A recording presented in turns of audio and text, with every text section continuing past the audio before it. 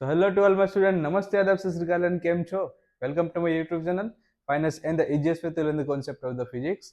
In the place you can realize you're not in the world, you fall in love with physics. So I am back with new video. In this video, we are going to capture about the electric field on the equatorial line of a dipole. In the previous lecture, we had discussed about the axial portion of the dipole. In this video, we will discuss about the equatorial plane of the dipole. Okay, तो चलिए उसको start करते हैं.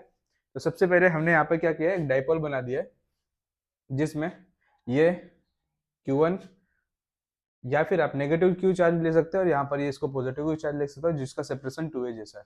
Centre से एक position हमने equatorial line denote कर दी है जो कि ऊपर इस पॉइंट पे मिल रही है. लेट अस सपोज ये पॉइंट की ये हमारा ए पॉइंट है और इस ए पॉइंट के ऊपर मुझे नेट इलेक्ट्रिक फील्ड फाइंड करनी है through the negative charge and through the positive charge. इनके बीच के सेपरेशन की अगर बात करें तो यहाँ पर सेपरेशन जो है वो ए और ए के बीच का सेपरेशन दिया हुआ है. ठीक है, चलिए अब देखते हैं कि भाई इसके थ्रू कौन कौन सी इलेक्ट्रिक फील्ड लाइंस मिलेगी. तो सबसे पहले अगर मैं बात करूं नेगेटिव चार्ज की, तो नेगेटिव चार्ज के थ्रू इलेक्ट्रिक फील्ड लाइन जो है वो इनसाइडर मिलती है. मतलब यहाँ पर मुझे कुछ ई माइनस क्यू का पोर्शन इस तरीके से मिलेगा. एज इट इज अगर मैं बात करूँ पॉजिटिव क्यू के थ्रू मिलने वाले इलेक्ट्रिक फील्ड लाइंस तो वो कुछ इस तरीके से हमें मिलेगी. तो यहाँ पर हमें पॉजिटिव क्यू का इलेक्ट्रिक फील्ड मिलेगा. अब आप देख पा रहे हो यहाँ पर कि दोनों के दोनों जो है वो प्रिंसिपल एक्सिस के साथ में नहीं है. तो हमें क्या करना पड़ेगा, सबसे पहले इसके कोऑर्डिनेट ड्रॉ करने पड़ेंगे. लेट्स ड्रॉ द कोऑर्डिनेट कि भाई ये हमारा कौन सी एक्सिस है, ये मेरी वाई एक्सिस हो गई एंड ये मेरी हो गई एक्स एक्सिस. अब ये प्रिंसिपल एक्सिस हो गई. अब ये दोनों प्रिंसिपल एक्सिस के अकॉर्डिंग ये जो एंगल्स डिनोट होंगे उस एंगल्स के ऊपर हमें क्या लेना है, total net electric field find करनी है. ठीक है, तो अगर मैं यहाँ पर सपोज करूँ कि भाई ये एंगल मेरा थीटा है, तो अगर ये एंगल थीटा है तो इसके थ्रू बनने वाला ये जो जेड बन रहा है यहाँ पर मुझे थीटा एंगल मिलेगा.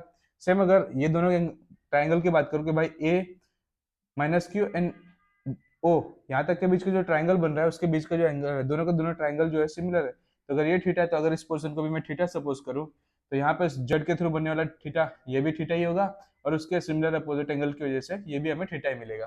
तो यहाँ पर अगर मैं प्लस क्यू के कोऑर्डिनेट की बात करूँ कि भाई प्लस ई क्यू जो है उसके कोऑर्डिनेट कौन कौन से होंगे, तो यही इसके जो प्रिंसिपल एक्सिस है उसके साथ में बनने वाला इसका कोऑर्डिनेट. तो यहाँ पे हमें एक मिलेगा plus E Q cos theta और उसका परपेंडिकुलर कोऑर्डिनेट यहाँ पे हमें मिलेगा जो होगा E plus Q sine theta. As it is अगर मैं नेगेटिव चार्ज की बात करूँ तो नेगेटिव चार्ज के ऊपर ये उसकी प्रिंसिपल एक्सिस के साथ में बनने वाला कोऑर्डिनेट है, ये होगा आपका ई माइनस क्यू कॉस थीटा और दूसरा उसका परपेंडिकुलर कोऑर्डिनेट जो होगा वो यहाँ पर होगा आपका ई माइनस क्यू साइन थीटा. ठीक है, तो टोटल इस तरीके से आपको कोऑर्डिनेट्स देखने मिलेंगे. अगर मैं एक और बात आपसे कहना चाहूँ तो भाई जिस तरीके से डाइपोल की एक पर्टिकुलर कोई एक डायरेक्शन होती है जो कि होती है माइनस क्यू से प्लस क्यू की साइड में, तो अगर मैं इसके डाइपोल मोमेंट की बात करूँ तो भाई डाइपोल मोमेंट की डायरेक्शन इसकी प्लस क्यू से माइनस क्यू मिलेगी. एज इट इज हमें यहाँ पर भी उसकी डाइपोल की डायरेक्शन को शो करना पड़ेगा. चलिए उसको बाद में देखेंगे, लेकिन यहाँ पर अब इसके मैग्नीट्यूड की बात करें तो भाई यहाँ पर जो माइनस क्यू चार्ज है यहाँ पर जो प्लस क्यू चार्ज है दोनों की जो इंटेंसिटी होगी या दोनों की वैल्यू होगी वो दोनों की वैल्यू सेम होगी. ठीक है, तो हम यहाँ पे क्या लिख सकते हैं कि भाई E of minus q equals to E of plus q equals to E. और हमारे पास ई का इक्वेशन क्या होता है, ई मीन्स क्या, इलेक्ट्रिक फील्ड. इलेक्ट्रिक फील्ड की इंटेंसिटी का हमने इक्वेशन नोट किया था कि भाई के क्यू बाई आर स्क्वायर. यहाँ पर अगर मैं के क्यू की बात करूँ कि भाई क्यू का जो मैग्नीट्यूड है वो भी सेम है, तो मैं यहाँ पे क्या लिख सकता हूँ के क्यू बाई, अब यहाँ पे आर स्क्वायर का मतलब क्या है, ये वाली लेंथ जो हमने ली हुई है. तो बेसिकली ये लेंथ कौन सी होगी, तो अगर मैं इसकी बात करूँ कि भाई इक्वेटोरियल है तो यहाँ पर ये उसको 90 डिग्री में प्लॉट करेगा और 90 डिग्री बनने की वजह से यहाँ पे क्या बनेगा, हाइपोटेन्यूस बनेगा. मेरे पास इसकी वैल्यू है, मेरे पास हाइपोटेन्यूस की अगर वैल्यू फाइंड करनी हो तो बेसिकली हम इस लेंथ को हम सपोज करते हैं कि भाई ये लेंथ जो है मेरी वो कुछ आर जैसी लेंथ है. तो इसकी डायरेक्शन फाइंड करने के लिए हम पाइथागोरस थ्योरम का यूज कर सकते हैं कि ये पोर्शन मेरा ए है, यहाँ पर मेरा आर है, तो इसका वैल्यू मिलेगा वो मिलेगा आप root of are square plus A square. So basically यहाँ पर जो मुझे वैल्यू मिलेगी वो क्या होगी आपकी आर स्क्वायर प्लस ए स्क्वायर.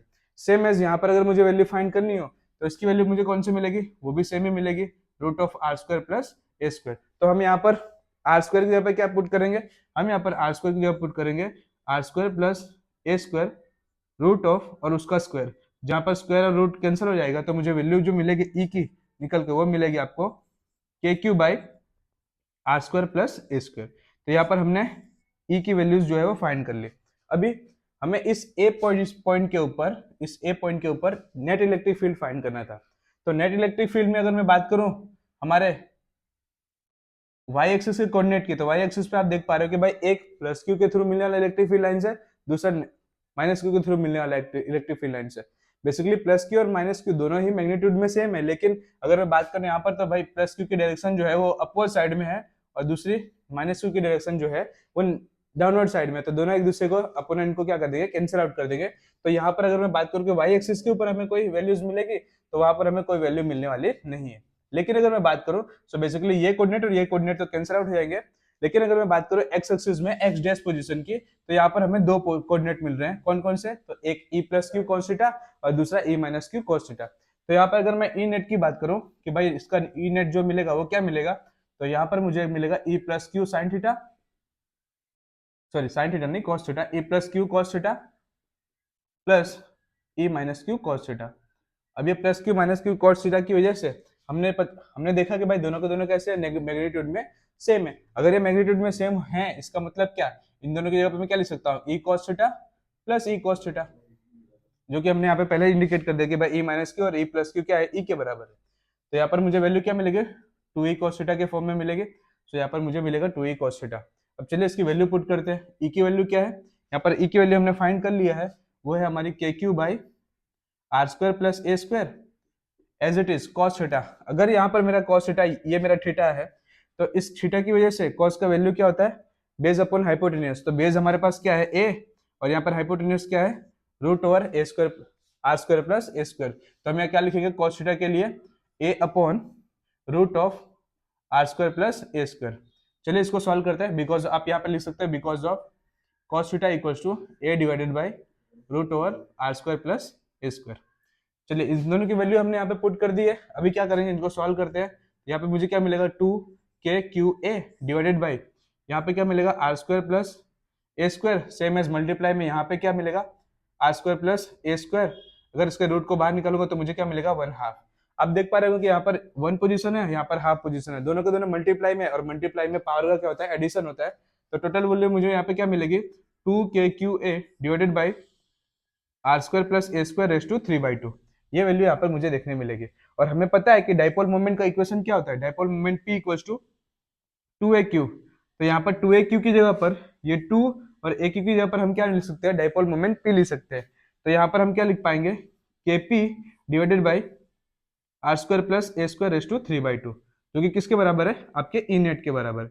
अब यहाँ पर हम कंडीशन ले सकते हैं। कौन सी कंडीशन, कि भाई यहाँ पर मैं बात करूँ अगर आर की, ये जो पॉइंट की लेंथ है, ये लेंथ के अकॉर्डिंग अगर इन दोनों के सेपरेशन की बात करें तो ये सेपरेशन बहुत छोटा होता है।